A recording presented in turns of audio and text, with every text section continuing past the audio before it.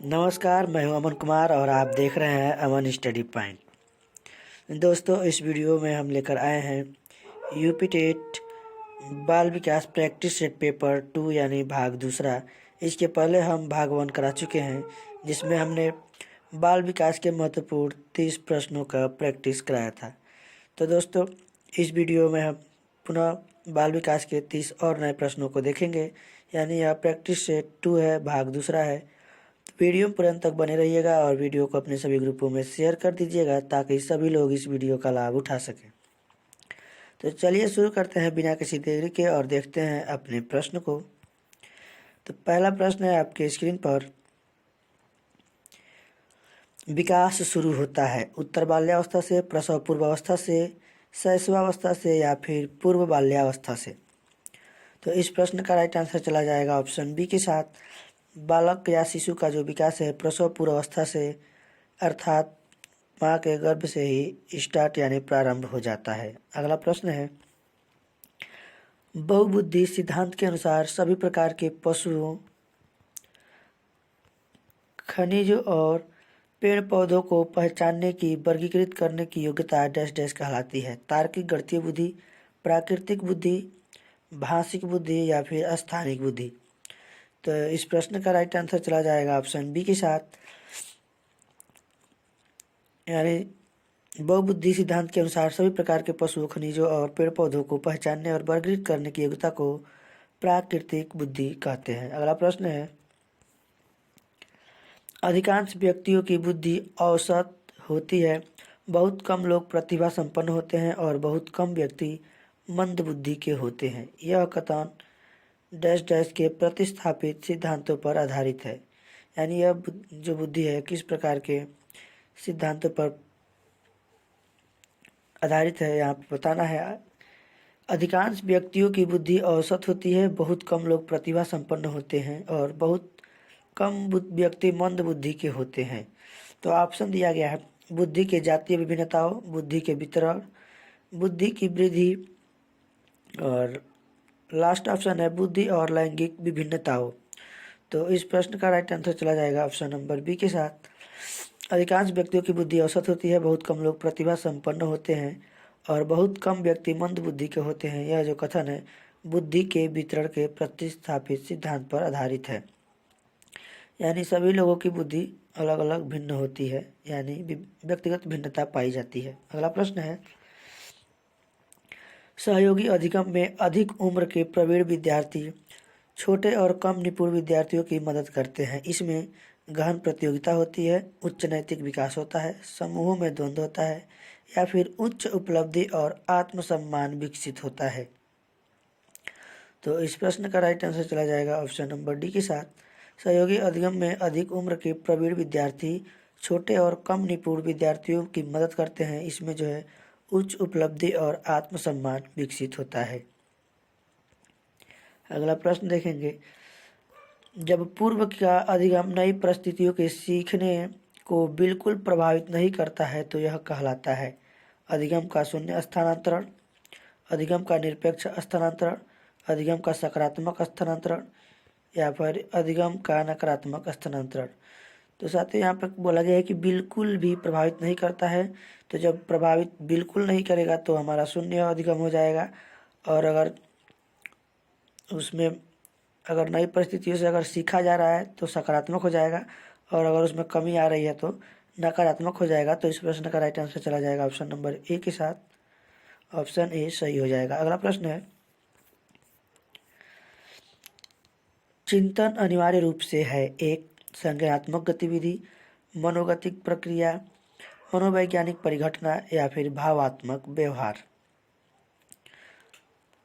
तो इस प्रश्न का राइट आंसर चला जाएगा ऑप्शन नंबर ए के साथ, चिंतन अनिवार्य रूप से एक संज्ञानात्मक गतिविधि है। अगला प्रश्न है, उत्प्रेरणा के सिद्धांत के अनुसार एक शिक्षक डैश डैश के द्वारा सीखने को सर्वाधिक संवर्धित कर सकता है। विद्यार्थियों से वास्तविक अपेक्षाएं रखने, अपेक्षाओं का एक रूप स्तर रखने, विद्यार्थियों से किसी प्रकार की अपेक्षाएं न रखना, विद्यार्थियों से बहुत उच्च अपेक्षाएं रखने। तो यह आपका जो प्रश्न है यह सीटेट के लिए भी महत्वपूर्ण है, क्योंकि बाल विकास आपका यूपी टेट सी टेट सब में आपका काम आ सकता है। तो सी टेट वाले भी इस वीडियो को देख सकते हैं, उनके लिए भी बहुत इम्पोर्टेंट है ये सभी क्वेश्चन। तो इस प्रश्न का राइट आंसर चला जाएगा ऑप्शन नंबर ए के साथ, विद्यार्थियों से वास्तविक अपेक्षाएं रखेंगे। एक रूप नहीं रखेंगे, अपेक्षाएं न रखें, इससे तो हो ही नहीं सकता।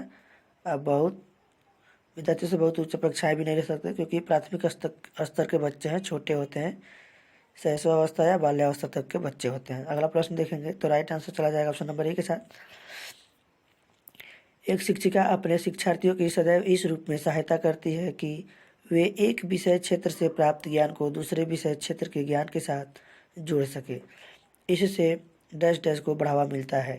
पुनर्बलन, ज्ञान के सहसंबंध एवं अंतरण, व्यक्तिगत भिन्नताओं या फिर शिक्षार्थी के स्वायत्ता।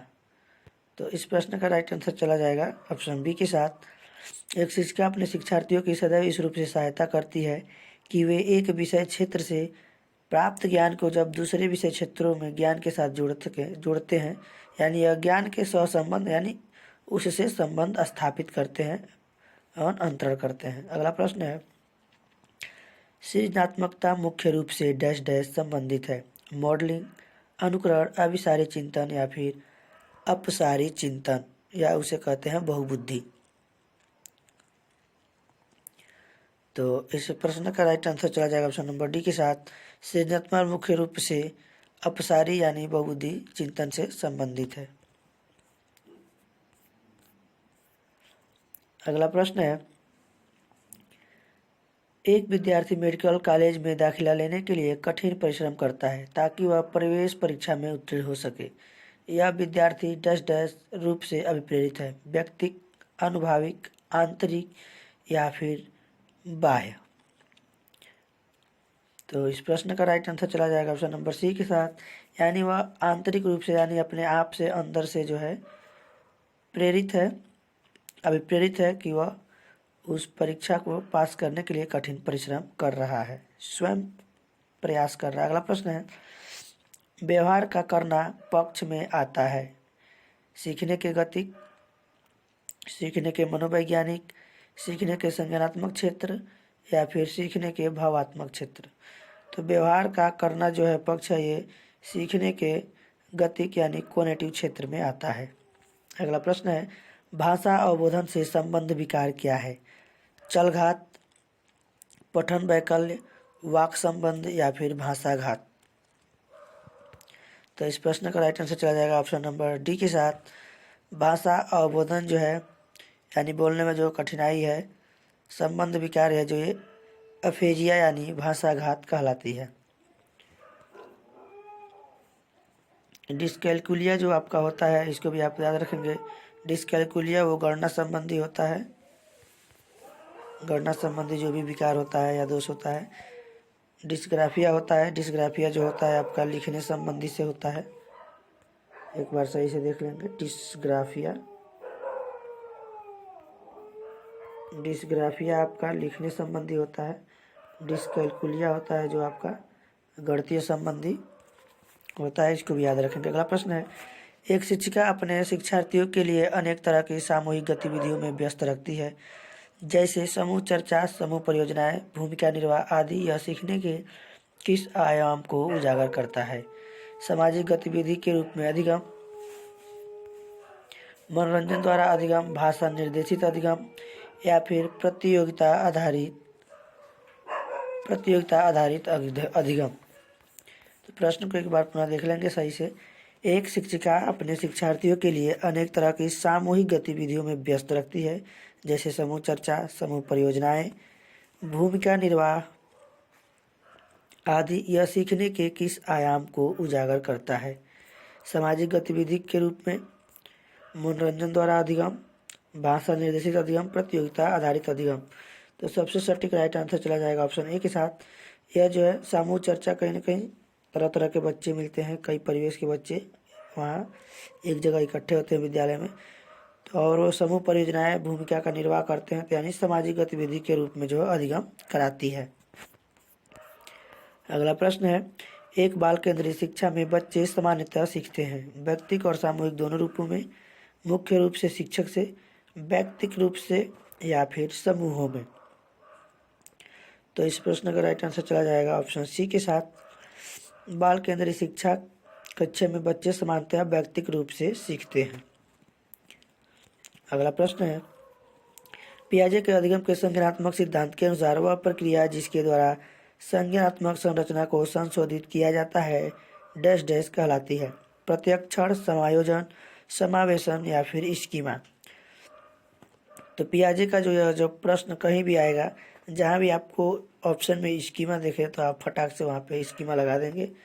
दिया गया है कि पियाजे के अधिगम के संज्ञानात्मक सिद्धांत के अनुसार वह प्रक्रिया जिसके द्वारा संज्ञानात्मक संरचना को संशोधित किया जाता है उसे स्कीमा कहा जाता है। तो राइट आंसर चला जाएगा ऑप्शन डी के साथ। यानी स्वलीनता एक विकार है जिसका संबंध मस्तिष्क के विकास से होता है, और स्वलीनता में जो है छात्र समाज में जो है शाब्दिक या अशाब्दिक संप्रेषण में कठिनाई का सामना करता है। तो इसमें जो है संज्ञानात्मक संरचना को संशोधित किया जाता है उसे हम स्कीमा कहते हैं। अगला प्रश्न है, स्वलीनता में क्या शामिल है? चक्षुष विकलांगता, अति सक्रियता, धीमा शारीरिक विकास या फिर संबंध जोड़ने की निर्योग्यता। तो स्वलीनता में जो है ऑप्शन नंबर चला जाएगा डी के साथ। जो है स्वलीनता क्या है? विकार है, और अभी मैंने आपको इसके पहले इसके बारे में बताया था, प्रश्न भी आपका यहाँ पे आ गया। वो स्वलीनता में जो है व्यक्ति क्या होता है, जो एक प्रकार का विषय है जो उसमें जो है संबंध मस्तिष्क के विकास से, यानी वो उसका मस्तिष्क जो है सही प्रकार से काम नहीं करता है। और स्वलीनता में जो है छात्र समाज में शाब्दिक या अशाब्दिक संप्रेषण यानी बातचीत करने, वार्तालाप करने, कुछ भी आप कर सकते हैं, जैसे एक दूसरे से संबंध स्थापित करने में जो उसको कठिनाई आती है। तो राइट आंसर चला जाएगा ऑप्शन डी के साथ। अगला देखेंगे, प्रतिभाशाली विद्यार्थी अपनी क्षमताओं को तब विकसित कर पाएंगे जब बार बार उनकी परीक्षाएं होगी, वे अन्य विद्यार्थियों के साथ अधिगम तीव्रता से जुड़ते हैं, या फिर उन्हें अन्य विद्यार्थियों से अलग किया जाएगा, वे निजी कोचिंग कक्षाओं में पढ़ेंगे। तो निजी कोचिंग कक्षाओं से मतलब नहीं है, यहाँ पे अलग नहीं किया जाएगा, अलग भी नहीं करेंगे। जितने भी नकारात्मक यहाँ पे पहलू हैं प्रश्न के, जो वाक्य सेंटेंस लिखेंगे आपको क्रॉस कर देना है।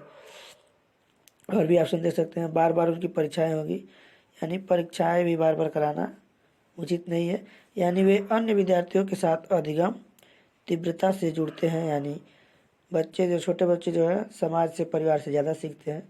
तो राइट आंसर चला जाएगा ऑप्शन बी के साथ। एक अच्छी पाठ्य पुस्तक डैश डैश से बचाती है? लैंगिक समानता, सामाजिक उत्तरदायित्व, लैंगिक पूर्वाग्रह या फिर लैंगिक संवेदनशीलता। तो जो एक अच्छी पुस्तक जो है वह लैंगिक पूर्वाग्रह से बचाती है। राइट आंसर चला जाएगा ऑप्शन सी के साथ। अगला प्रश्न है, पियाजे के अनुसार संज्ञानात्मक विकास के किस चरण पर बच्चा वस्तु अस्थायित्व को प्रदर्शित करता है?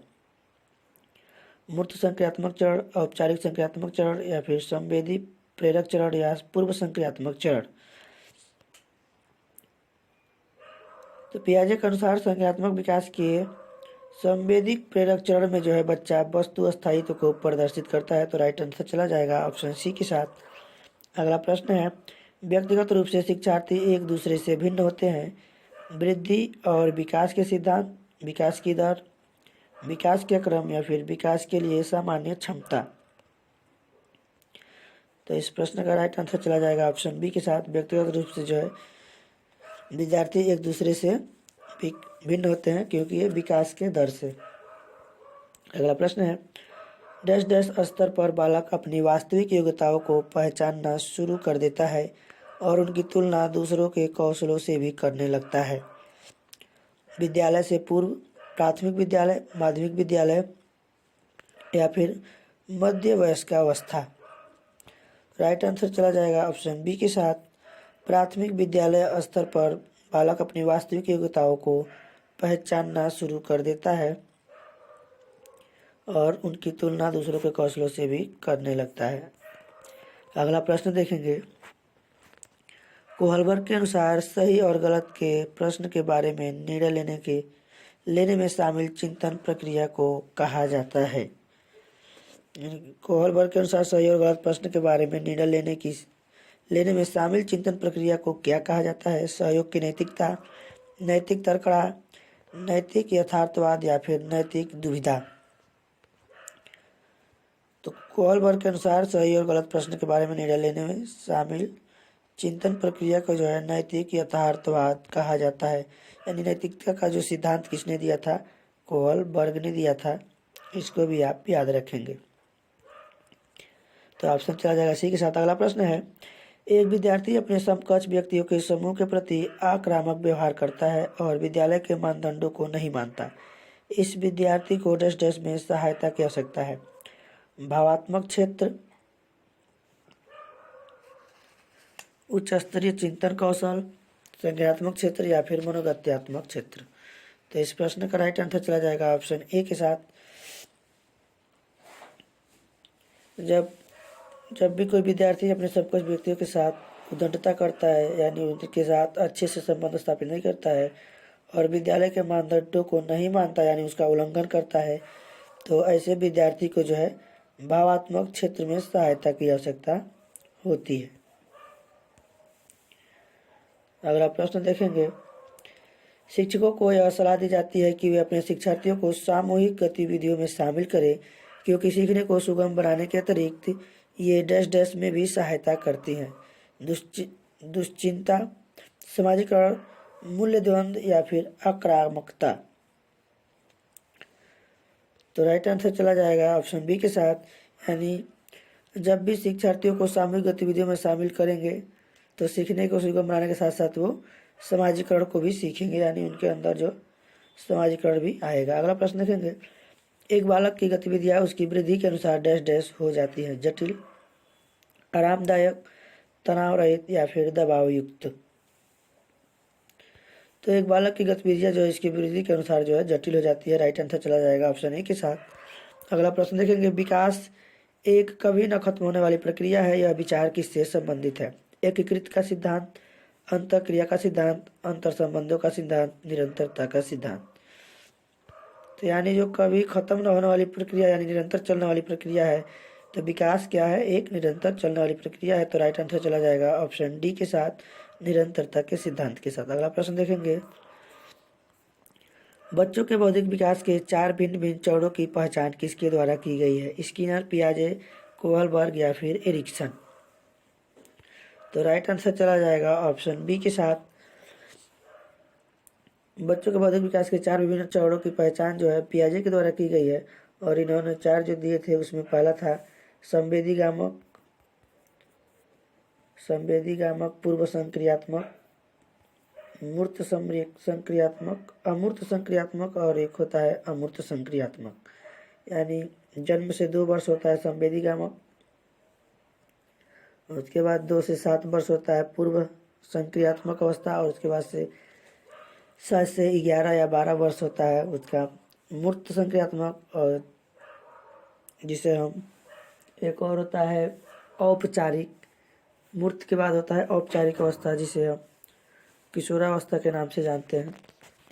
तो ये जो है पियाजे ने दिया है 4 अवस्थाओं में जो विभिन्न चरणों में पहचान किया गया है। अगला प्रश्न है, सीमा के हर पाठ को बहुत जल्दी सीख लेती है, जबकि लीना उसे सीखने में ज़्यादा समय लेती है। यह विकास डैश डैश सिद्धांत को दर्शाता है। व्यक्तिगत भिन्नता, अंतर संबंध, निरंतरता या फिर सामान्य से विशिष्ट की ओर। तो यह कहीं ना कहीं एक दूसरे के व्यक्तिगत भिन्नता को दर्शाता है, क्योंकि सीमा किसी भी पाठ को जल्दी सीख लेती है और लीना उसे सीखने में ज़्यादा समय लगाती है। तो यह कहीं ना कहीं बच्चे एक दूसरे से भिन्न होते हैं, तो यह जो है व्यक्तिगत भिन्नता हो जाएगी। अगला प्रश्न है, निम्नलिखित में से, यह आपका आखिरी प्रश्न है, निम्नलिखित में से डैश डैश के अतिरिक्त सभी वातावरणीय कारक विकास को आकार देते हैं? पौष्टिकता की गुणवत्ता, संस्कृति, शिक्षा की गुणात्मकता या फिर शारीरिक गठन। तो निम्नलिखित में से डैश डैश के अतिरिक्त सभी वातावरणीय कारक विकास को आकार देते हैं? पौष्टिकता की गुणवत्ता ये भी देते हैं, शारीरिक गठन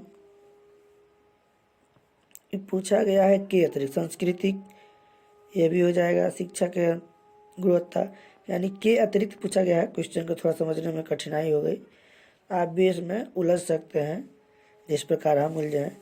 तो इस प्रश्न का राइट आंसर चला जाएगा ऑप्शन डी के साथ, यानी कह रहा है कि निम्नलिखित में से के अतिरिक्त सभी वातावरणीय कारक विकास को आकार देते हैं। पौष्टिकता की गुणवत्ता, संस्कृति, शिक्षा, यानी ये सभी होते हैं इसमें। यानी शारीरिक गठन के अतिरिक्त सभी वातावरणीय कारक को जो है आकार देते हैं। राइट आंसर चला जाएगा ऑप्शन डी के साथ। तो दोस्तों यह वीडियो कैसा लगा कमेंट बॉक्स में ज़रूर बताएं। साथ ही वीडियो को लाइक तथा शेयर कर दें, और अगर आप चैनल पर नए हैं तो चैनल को सब्सक्राइब कर लें और बेल आइकन को प्रेस कर दें ताकि कोई भी नोटिफिकेशन आप तक आसानी से पहुंच सके। तो साथियों इसमें हमने बाल विकास के पूरे 30 प्रश्न देख लिए, और ये आपका बाल विकास का प्रैक्टिस सेट दूसरा था। अब इसके बाद अगला प्रैक्टिस सेट लेकर आएंगे। तब तक के लिए धन्यवाद। जय हिंद, जय भारत।